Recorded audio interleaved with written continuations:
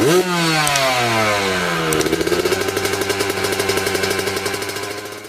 lupa like, komen, dan subscribe channelnya Otomotif Racing Official. Untuk bebek standar pemula dan open. Untuk latihan di bagian pertama yaitu di kelas bebek standar pemula dan open, agar segera memasuki waiting zone. Untuk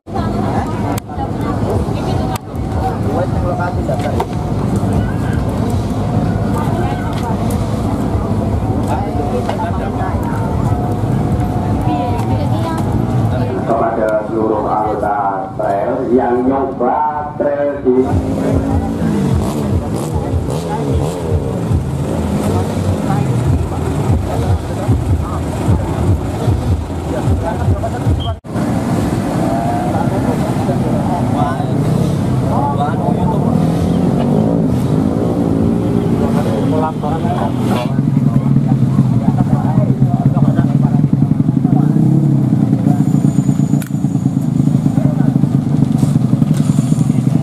mendapatkan poin dan harus melewati checker flag atau bendera finish.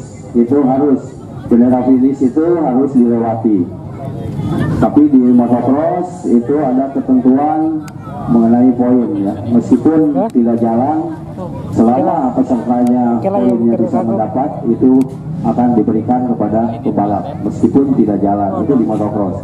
Kalau di gresek sesuai dengan ketentuan, harus 3/4 dari putaran yang diberikan. Mulai rekod. Rekod itu. Oh, rekod kan ada. Seperti bang kita umpamanya.